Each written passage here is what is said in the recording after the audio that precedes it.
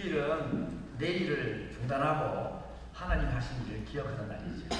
오늘 찬양 가사처럼 하나님께서 우리에게 행하신 일을 기억하고 우리를 위해 십자가에서 행하신 일도 있고 또 내 개인의 삶에 구체적으로 찾아오셔서 하루하루 나를 위해서 하신 일들을 기억하며 하나님을 찬송하는 예배. 그래서 하나님 주시는 참 은혜와 안식의 평강이 오늘 주일을 지키는 모든 성도들께 충만하기를 간절히 바랍니다. 이 원고에 없는 이야기입니다. 지난주에는 제가 성막에 대해서 성막의 제1구역이라고 이름을 붙이다면 그렇게 하시는데 지성소에 대한 말씀을 드렸습니다. 저 그림에 나와 있는 청색으로 되어 있는 휘장 뒤쪽에 있는 저쪽을 지성소라고 하는데 그 안에 이제 법궤, 정확히 말하면 그 법궤 위에 있는 속죄소라는 뚜껑이 있어서 저 장소를 지극히 거룩한 장소라 그렇게 부른다고 했습니다. 그 지성소 안에 있는 법궤 안에는 10계명이 기록된 돌비가 있다고 했습니다. 그 돌비가 있는 궤를 그 뚜껑에 해당되는 속죄소, 그룹이라는 두 날개에 달린 천사가 앞으로 마주보고 있는 저 뚜껑으로 덮어서 그 속에 있는 법궤가 하나님의 말씀 또 하나님의 계명 율법이 그것을 지키지 못하는 자들을 정죄하고 고발하고 그리고 또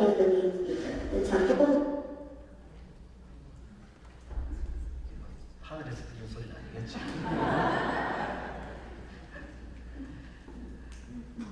그 속에 있는 이 법궤와 법이 또는 율법이 그걸 지키지 못한 자들을 정죄하고 고발을 하는 것을 아예 하나님께서 뚜껑으로 막으셨다. 이게 속죄소의 기능이고 속죄소의 의미라고 했습니다. 그래서 지성소가 지극히 거룩한 장소라고 부르는 이유는 그 법궤 때문이라기보다는 그 법궤 위에 있는 속죄소 또 그걸 은혜를 베푸시는 자리라 그래서 시은좌라고도 부르는데 저 기구 때문에 그렇다는 말씀을 드렸습니다. 그래서 이 법궤와 속죄소가 늘 하나로 쌍으로 이렇게 있다는 것 자체가 우리에게 큰 은혜예요. 또 위로의 말씀이라고 그랬습니다. 왜냐하면 그 법궤 위에 항상 속죄소가 있어서 죄가 있는 곳에는 항상 용서가 있고 우리의 마음에 상처가 있는 곳에는 항상 하나님의 회복과 치유의 은혜가 항상 함께 있다는 것이 저 그림 자체가 우리에게 주시는 은혜의 메시지라는 것을 말씀을 생각을 했었습니다. 오늘은 이제 두 번째라고 할 수 있는 성막의 두 번째 구역이라고 할 수 있는 성소에 대한 말씀을 드리고자 합니다. 그림에 보시다시피 여러분 지성소보다 한 2배 정도로 길이가 깁니다. 폭은 똑같고 한 9m 또는 4m 정도의 크기로 되어 있는 이 성소가 있는데 이 안에는 3가지 기명이 있습니다. 앞에 본 그림에 나와 있습니다만 그 휘장, 지성소를 맡고 있는 휘장 앞에는 분향단이라는 것이 있고 또 들어가서 오른편에는 떡상이 있고 또 왼편에는 정금으로 만든 등대가 있다고 했습니다. 근데 이제 이걸 출애굽기 이제 후반부에 가면 하나님께서 구체적으로 이 성막을 만들 때는 이 3가지 기명을 다 말씀했는데 우선 이 지성소에 대해서 하나님께서 구두로 지금 모세에게 시내산에서 말씀을 하시는 거거든요. 그때는 성소 안에 있는 기명 3가지 중에서 2가지만 먼저 말씀을 하셨습니다. 오른편에 있는 떡상과 왼편에 있는 정금으로 만든 등대에 대한 말씀. 그래서 오늘은 제가 본문에 있는 기준으로 해서 이 2가지 기명에 대해서만 말씀을 드리고자 합니다. 이번 떡상, 이 떡상은 앞에 나와 있는 법궤와 마찬가지로 아카시아 나무의 일종인 조각목으로 만들었다고 했습니다. 그리고 금으로 저렇게 다 쌓여 있습니다. 저 안에는 다 나무고 겉은 이제 금으로 다 쌌다 그랬습니다. 가로 길이가 폭으로 말하면 제가 보니까 0.5m, 요 길이는 1m 정도고 높이는 한 0.7m, 70cm 정도 되는 크기의 기명입니다. 보시다시피 저 위에는 떡이 6개씩 2줄로 12개가 놓여 있습니다. 매 안식일마다 새 떡으로 일주일마다 한 번씩 교체를 하도록 되어 있는 떡입니다. 저 떡을 진설병이라고 이름을 붙였는데 진설하다는 뜻이 있습니다. 그냥 저 위에다가 이렇게 보여주고 올려놓는 항상 일주일 동안에 계속 올려놓는 것이 저 떡의 목적입니다.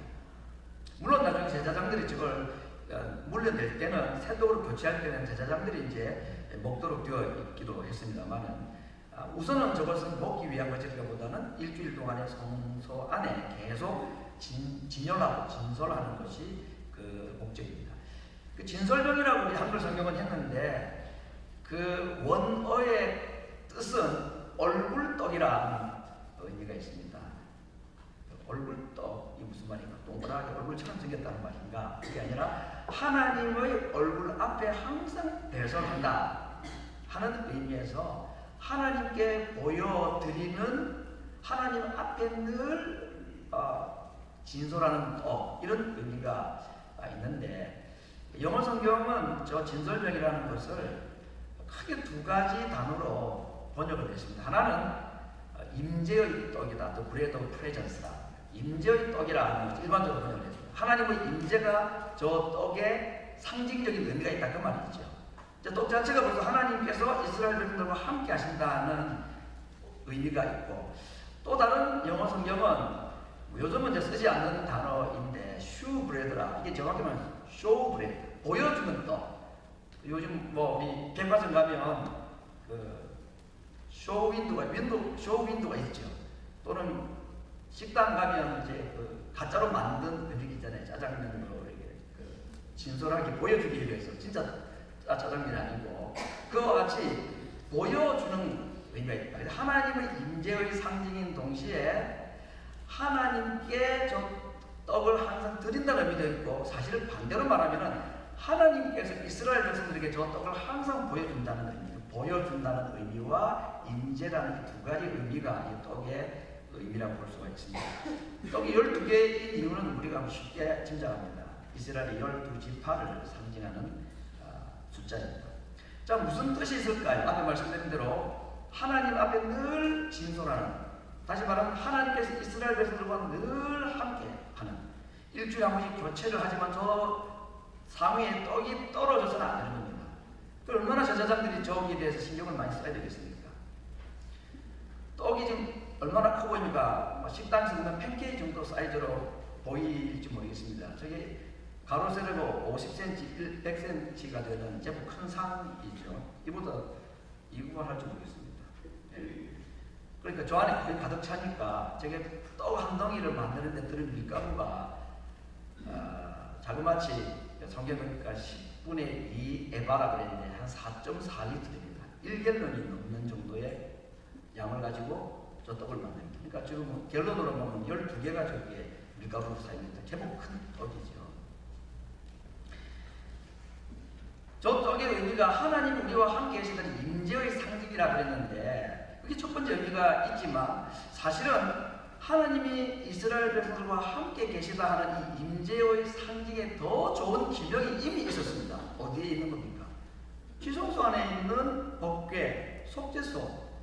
이게 하나님의 임재에 더 좋은 상징적 기명 아닙니까?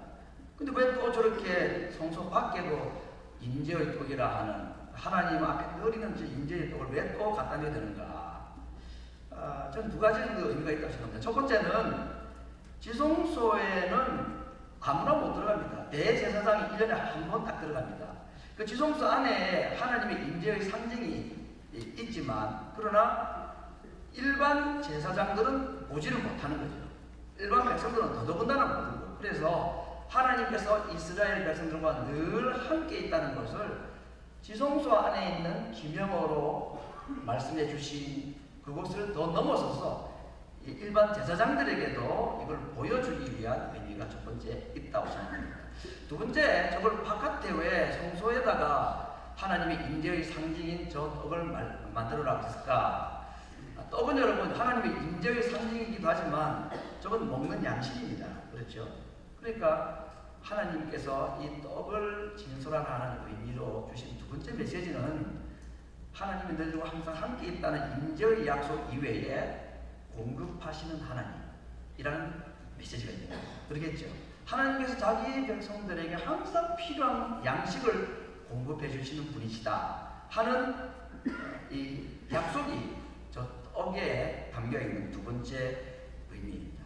그래서 오늘 우리가 성소에 있는 첫 번째 기명으로 떡상, 사실은 떡상 위에 있는 떡을 생각하고 있는데, 이 떡을 볼 때 우리가 적어도 두 가지의 하나님의 메시지를 기억해야 되겠다. 첫 번째는 뭐라 했습니까? 항상 하나님 우리와 함께 계신다는 임재의 약속.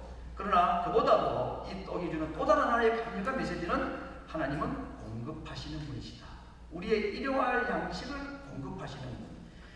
먹을 양식만 공급하신다는 게 아닙니다. 하나님이 공급자가 되신다는 것은 이 땅을 살아가는 육체를 입고 살아가는 인간들이, 하나님의 백성들이 필요로 하는 모든 것을 공급하신다는 의미가 있는 것입니다. 여러분, 살아가실 때 뭐가 필요합니까? 물질 필요하지요. 예, 물질의 공급자 되신다는 말씀입니다. 또 뭐가 필요할까요? 건강 필요하죠. 질병 가운데 고침받고 질병을 견딜 수 있는 힘을 하나님이 공급하신다 하는 겁니다. 오늘은 뭐 약이 하도 발달되어 있으니까 약이 우리의 공급자고 치료자 이런 것처럼 보이지만 사실은 그렇지가 않습니다. 하나님이 우리 치료자이시고 하나님이 우리를 고치시는 분이시라는 것입니다. 중요한 문제를 결정할 때에 우리에게 뭐가 필요하죠? 용기가 필요합니까? 용기만 가지고 결정하면 큰일 납니다. 지혜가 필요하죠. 그래서 부의 주시고 꾸짖지 아니하시는 하나님께 지혜를 구하라고 했습니다. 하나님은 우리에게 지혜를 주실 분이시고 하나님 자신이 우리의 지혜의 근원이 되신다고 분명히 말씀했습니다. 외롭고 힘들 때 뭐가 필요합니까? 돈이 필요합니까? 친구가 필요하죠. 외로움을 당하지 않는 사람이 누가 있습니까? 세상에. 그때에 하나님이 우리의 친구 되어주시고 내가 외롭지 않도록 하나님이 함께 하시는 이 모든 것들이 공급하시는 하나님이 주시는 약속입니다. 저 떡 한 덩이를 통해서 우리에게 이 땅에 살아갈 때 필요한 육신의 배고픔을 비롯해서 이 세상에 살아가는 모든 순간순간에 필요로 하는 그때마다 하나님이 그걸 친절하게 정확하게 구하기 전에 무엇이 필요한지 아시고 우리에게 공급하시고 채워주시는 분이시다. 여러분, 저 떡이 우리에게 그 약속을 오늘 강하게 해주시는 것입니다. 저거 보고 맛있겠다. 뭘로 만들었을까? 그걸 기억하라는 게 아니라 하나님의 임재에 함께 하시는 저 떡은 떨어질 날이 없습니다. 더군다나 우리의 필요에 모든 육신의 소용을 아시는 하나님께서 구하기 전에 이미 아신 하나님께서 우리에게 공급하시는 분이시라는 것을 말씀하는 것입니다. 여기 한 가지 더 중요한 하나님의 메시지가 있습니다. 저 떡을 보고 임재와 공급하시는 하나님도 우리가 알아야 되지만 저 떡과 관련해서 하나님께서 하신 유명한 말씀이 있죠. 바로 신명기 8장 3절에 있는 말씀입니다. 너를 낮추시며 너로 줄이게 하시며 또 너도 알지 못하며 내 열조도 알지 못하던 만나를 너에게 먹이신 것은 그 이유를 뭐랍니까? 사람이 만나로만 떡으로만 사는 것이 아니고 여호와의 입에서 나오는 말씀으로 사는 줄을 알게 하기 위해서 내가 너희들에게 만나를 먹이고 있다. 그렇게 말씀했습니다. 떡을 볼 때 우리는 무엇을 주시기를 원하시는 하나님을 또 기억해야 되겠습니까? 우리에게 말씀을 주기를 원하시는 하나님. 이 말씀은 정말 우리에게 떡이 필요하고 지혜가 필요하고 또 외로움을 달랠 수 있는 그런 위로가 필요하지만 정말 우리 인생에게 필요한 것이 또 있다는 겁니다. 무엇이 필요하다는 말이냐? 무엇이 필요합니까? 우리 인생에게 하나님의 말씀이 필요하다 하는 것을 저 떡이 우리에게 말해주는 겁니다.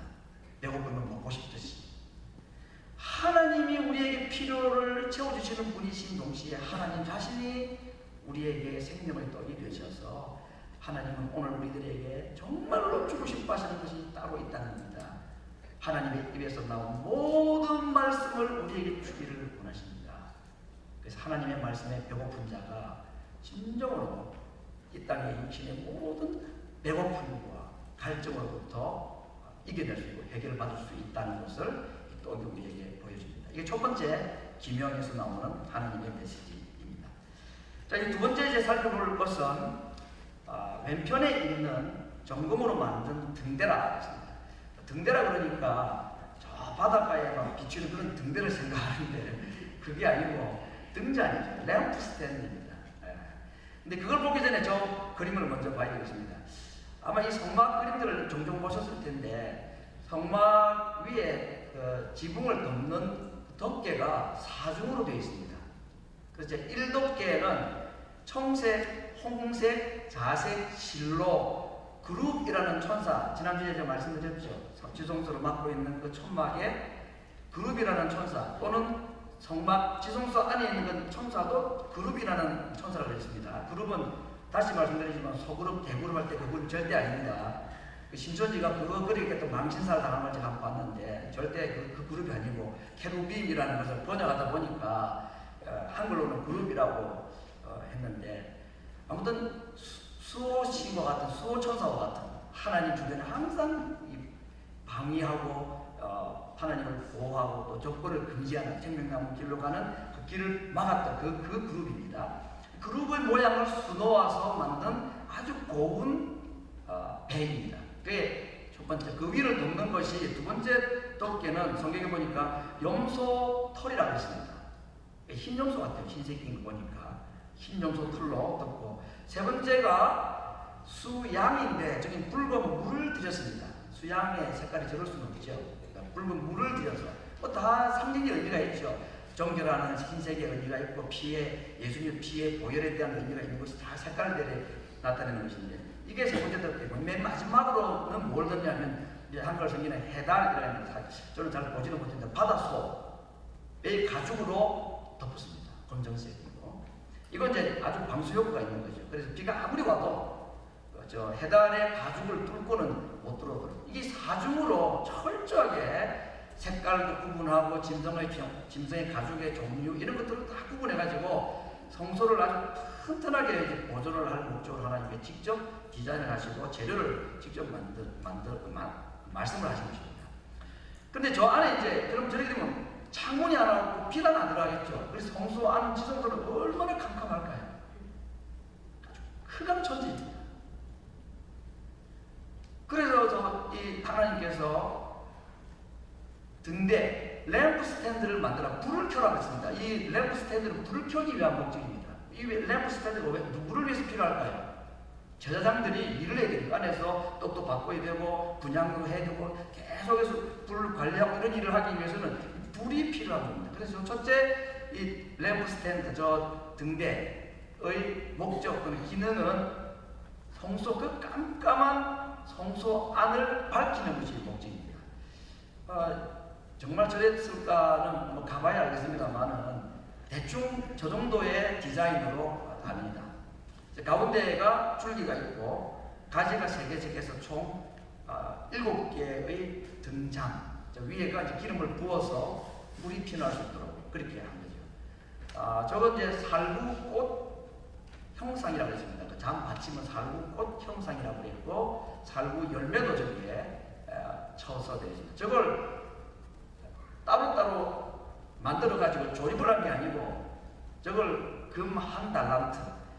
그래서 1달란트 금이 얼마나 되는가 제가 조사를 해보니까 75파운드 정도, 34kg. 온수라니까 1200온수고요. 어제 시세를 보니까 저기에 들어가는 금이 벌써 한 140만 불 정도 되는 엄청 고가품이죠. 그만큼 하나님은 넉넉하시다는 의미도 있고, 그렇게 해서 그거를 한 덩이를 가지고 저렇게 깎고 치고 해가지고 저걸 만들었습니다. 얼마나 정교한 작업이고, 꽃받침물 말이죠. 꽃잎을 이걸 손으로 일일이 다 이렇게 도구로 다듬어가지고 저게 한 덩이로 만든 거아니에요. 2가지, 3가지를 조립한 게 아니고. 참 저걸 만든 사람도 굉장한 기술자죠. 앞에 말씀드린 대로 저 램프의 기능은 그 어두운 성소 안을 밝히기 위함입니다. 그래야 제사장들이 걸려 넘어지지 않고 떡을 바꾸기도 하고 분향하는 안에다가 계속해서 향을 피우기도 하고 그 일을 하기 위해서. 그래서 첫 번째 이 등대의 기능은 뭐죠? 빛이죠. 당연히 빛을 제공하기 위함입니다. 두 번째, 저 등대의 기능이 학자들은 생명이라고 해석을 했습니다. 근데 그게 뭐 틀린 말이 아닌 것이, 저 등대 자체는 사실 나무 형상을 하고 있습니다. 분명히 살구꽃이라고 했으니까 저 등대 자체는 살구나무겠죠. 나무 형상이고 살구나무입니다. 그리고 살구나무 잎도 있고 꽃도 있고 열매도 다 있는 겁니다. 저거는 나무를 상징합니다. 나무는 열매가 있는 것이죠. 열매는 생명입니다. 그렇죠. 그래서 예수님께서도 자신이 부활의 첫 열매라고 했습니다. 이게 무슨 말일까? 예수님 자신이 생명이라는 말씀입니다. 그러면 저 등대 자체가 주는 두 번째 메시지는 하나님께서 이스라엘 백성에게 빛도 주시고 생명도 주시는 분이시다 하는 것을 말씀하고 있습니다. 저 나무는 당연히 아담 하와가 범죄하기 전에 하나님께서 열어놓으셨던 그 생명나무를 의미하겠죠. 근데 하나님께서 범죄 이후에 생명나무 접근을 막았습니다. 불과 영리나는 칼을 갖다 놓아서 못 들어가게 만들고 구름이라는 천사를 배치를 해서 그 나무를 못 따먹게 만들었습니다. 근데 하나님께서 범죄한 인간들에게 생명나무를 막으셨지만 저 살구나무 가지를 다시 성소 안에 들여 놓으심으로써 하나님께서 죄인들에게 약속을 하신 것입니다. 다시 생명을 너희들에게 주겠다 하는 생명의 약속이 있는 그런 의미를 가지고 성소 안에 들어가면 오늘 불이 왜 이렇게 어두워? 오늘은 불이 굉장히 밝네. 불만 보고 빛만 보고 좋아하고 싫어하고 할 게 아니고 저걸 볼 때마다 제사장들은 보는 거 아니겠습니까? 볼 때마다 뭘 느끼겠습니까? 우리에게 생명을 주시는 분, 생명나무의 길을 우리에게 언젠가 열어주실 분. 요한계시록에 가면 마지막 천국에 들어간 자들에게는 그 생명나무 길을 다 활짝 열어서 그 나무의 열매를 따먹게 한다고 했습니다. 아담 하와도 맛보지 못했던 그 생명나무 과일을 우리로 하여금 먹게 한다는 그 약속이 저 나무 형상의 7가지 이 등대가 우리에게 주시는 보이지 않는 큰 약속인 것입니다. 떡이 주는 메시지도 크고 저 나무 형상의 등대 램프 스탠드가 주는 약속, 빛 되시고 생명 되시는 하나님의 약속을 우리에게 주시는 것입니다. 여러분, 예수님 스스로가 자신이 빛이라고 말씀하셨죠. 그렇죠? 나는 세상의 빛이다 그랬습니다. 또 자신의 생명이 떡이라고도 말씀하셨습니다. 오늘 제가 성경 몇 구절을 계속 좀 소개를 하려고 하는데 요한복음과 요한 1서를 계속 왔다 갔다 할 겁니다. 우리 최지현 교수는 얼마나 잘 따라오실지는 모르겠는데 요한복음 1장 5절 말씀을 제가 먼저 보겠습니다. 하나님은 빛이시라 그에게는 어둠이 조금도 없으시니라. 성막 안에 있는 저 정금 등대는 우리가 하나님 앞에 나아갈 때에 어둠이 없고 그 하나님께 나아갈 수 있도록 길을 안내해 주시는 하나님의 약속이 있는 것입니다. 요한 1서에도 요한복음 1장 4절에도 말씀하시기를 예수님 안에 생명이 있었으니 이 생명이 사람들이 빛이라, 빛과 생명이라는 것을 계속 같은 의미로 다루고 있지요. 등대는 빛인 동시에 생명이라는 것이 그 말씀에서도 다 잘 드러나는 것입니다. 성소에 등대가 없으면 어떻게 될까요? 캄캄합니다. 보이지 않지요. 마찬가지로 우리가 예수님을 마음속에 영접하지 않으면 우리 인생을 얼마나 어둡게 살 수밖에 없습니다. 보일 것 같지만 안 보입니다. 생명도 없다고 그랬습니다.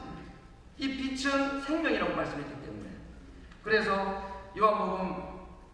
요한복음에서 이 빛도 없고 생명도 없는 이 땅에 있는 죄인들에게 하나님께서 빛을 오셨다. 그러나 1장 5절을 보니까 어둠이 비추는데도 어둠이 깨닫지 못했다 그랬습니다. 여러분, 불을 끄면 여기 좀 어둡겠지요. 근데 불을 켰는데도 불을 켰는지 안 켰는지를 모르면 불이 어두운 겁니까? 자기 눈이 어두운 겁니까? 눈이 어두운 거죠. 예수님이 이 땅에 빛으로 오셨다고 그랬습니다. 그런데도 여전히 빛을 못 보고 여전히 갈 길을 모르면 빛이 어두운 게 아니라 그의 마음이 어두운 겁니다. 그래서 내 눈이 어둡지 아니한가 보라 그렇게 말씀하셨습니다. 예수님이 이 땅에 빛으로 오셔서 우리의 어두운 마음을 밝혀서 무엇을 보게 하십니까? 빛이신 예수님을 보게 하시기 위해서 오셨다 그랬습니다. 요한일서 5장 12절 아들이 있는 자에게는 생명이 있고 생명은 다른 말로 하면 뭐죠? 빛이 있고 아들이 없는 자는 생명도 없고 빛도 없다 그랬습니다. 그래서 살았다고 하나 산 것이 아니고 본다고 하나 보지 못하는 자라 그렇게 말씀했습니다. 그래서 요한복음 9장에 예수님께서 하신 꽤 유명한 말씀이 하나 있습니다. 방금 그 말씀에 대해서 하신 예수님의 말씀, 요한복음 9장, 우리 다음 슬라이드를 보시면, 내가 심판하러 이 세상에 왔다. 예수님께서 그렇게 말씀했습니다. 예수님은 심판하지 않고 구원하기 위해서 왔다는데 왜 또 심판하러 왔다? 이제 굉장히 복잡하고 어렵긴 합니다. 그러나 이 심판이라는 것이 지옥 보내고 이런 의미가 아니라, 이 심판이 뭐냐면 보는 자들로 하여금은 보지 못하게 만들고 보지 못하는 자로 하여금 보게 하기 위해서 왔다. 이게 심판이라고 했습니다. 예수님이 여기서 말씀하는 심판은 보지 못하는 자는 보게 하고 눈먼 소경을 띄워주시고 뒤에 하신 말씀입니다. 그럼에도 불구하고 바리새인들이나 주변에 예수님을 반대하는 분들이 소경이 눈을 뜨고 예수님의 소경의 눈을 띄워준 걸 보고도 딴소리하고 귀신 들렸느니 온갖 소리를 하니까 예수님께서 무서운 선언을 하십니다. 내가 이 땅에 온 목적은 심판하기 위해서 왔다. 이 심판은 뭐냐면 보지 못한 자는 보게 하지 마. 반대로 본다고 말하는 자들에게는 보이지 않도록 보지 못하게 하기 위해서 왔다는 것입니다. 눈을 뜨고도 예수님을 보지 못하는 자들, 눈을 감았지만 예수님을 알고 믿었던 자는 눈을 떴고, 예수님이 눈 띄워주는 이 소경을 눈 띄워주는 사역을 보고도 예수님을 깨닫지 못하고 이해하지 못하는 사람들에게는 심판이 달렸습니다. 그들이 보고도 보지 못하게 하기 위해서. 그래서 하시는 말씀입니다. 너희가 소경이 되었더라면 차라리 죄가 없겠는데, 본다고 하면서도 소경이 영적으로는 소경인데 보지 못하는데 우리 눈 떴는데 우리가 왜 못 본단 말이냐, 그렇게 말하니 그저 죄가 있다. 아주 어려운 말씀이지만 그런 말씀도 하셨습니다. 여러분, 캄캄한 어두운 방에서는 글을 읽어도 볼 수가 없죠. 어두움에서는 책이 펴져도 읽을 수가 없습니다. 하나님을 믿지 않는 자들, 예수님을 그 마음속에 진정으로 모시지 않는 사람들은 영어든 한글이든 할 것 없이 성경책을 펴서 읽어도 읽히지가 않습니다. 글을 몰라서가 아니라 눈이 어두워서, 마음의 눈이 어두워서 보이지 않는 겁니다. 어두운 불빛이 없는 어두운 방에서 우리가 글을 못 읽듯이 예수님이 내 마음속에 들어오지 않는 상태에서는 성경을 읽어도 하나님 말씀을 들어도 들리지도 않고 보이지도 않는 건 그게 정상이죠. 보지 못하니까 그렇습니다. 그래서 우리가 정말로 필요한 것은 빛이신 예수님, 그 예수님을 내 마음에 영접하는 겁니다. 그래야 그때부터 성경이 보이기 시작하고 성경이 들리기 시작하는 겁니다. 그걸 하기 위해서 예수님이 이 땅에 오셨다, 그렇게 말씀하신 것입니다. 그래서 요한복음 8장 12절에서도 내가 세상의 빛이니 나를 따르는 자는 어둠에 다니지 않지만 나를 따르지 않는 자는 어둠에 거하리라, 그렇게 말씀하셨습니다. 질문 하나 드리겠습니다. 성소에 있는 이 등대, 램프 스탠드가 천국에는 있을까요? 없을까요? 요한계시록 21장 23절에 없다고 했습니다. 성소는 하나님의 임재의 축소판입니다. 하늘나라를 이 땅에 재현하라고 했습니다. 그러면 천국 가도 등대가 있으면 좋겠는데 없다고 했습니다. 필요가 없기 때문입니다. 왜? 하나님의 영광이 비치고 예수님 자신이 등이 되기 때문에. 그래서 하나님의 영광이 비치고 어린 양이 그 등이 되기 때문에. 제가 영어 성경을 보니까 너무 재밌어서 그대로 해놨습니다. The Lamb, 양이죠. The Lamb is its lamp. B가 P로 바뀐 것 뿐입니다. 예수님이 어린 양이 램프가 되기 때문에 천국에는 이게 필요 없다고 했습니다. 그러나 천국에 가기 전에는 모든 사람이 어린 양이 필요하고 등불 대신 예수님이 필요합니다. 그래야 빛이 있고 그래야 생명이 있는 것입니다. 그 빛이 없고 생명이 없는 자, 그 마음에 어린 양이 없는 자들에게는 빛도 없고 생명도 없다고 분명히 말씀하셨습니다.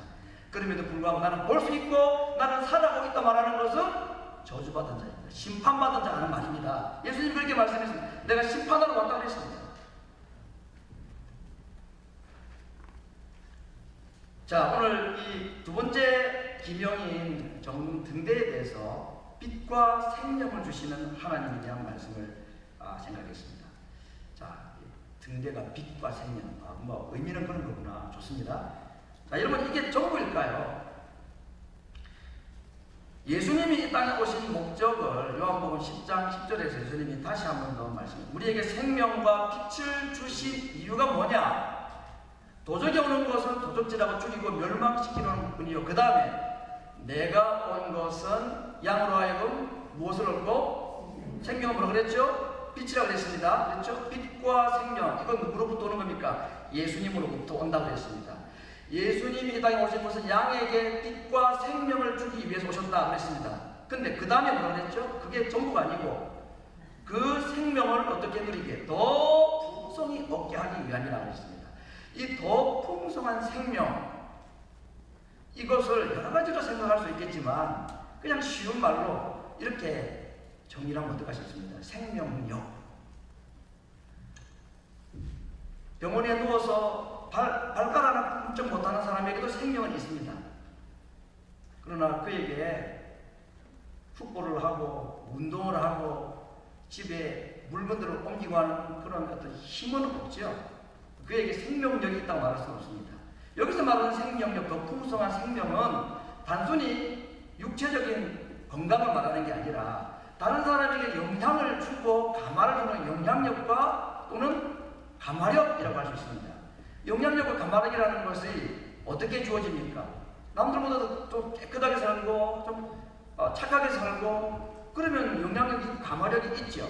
근데 여기서 하나님이 우리에게 생명을 주셔서 다른 사람에게 영향력과 감화력을 주기는 생명력 있는 삶을 살기를 위해서 오셨다고 할 때 이 생명력은 단순히 다른 사람에게 좀 도와주고 감동을 주고 하는 그런 차원이 아닙니다.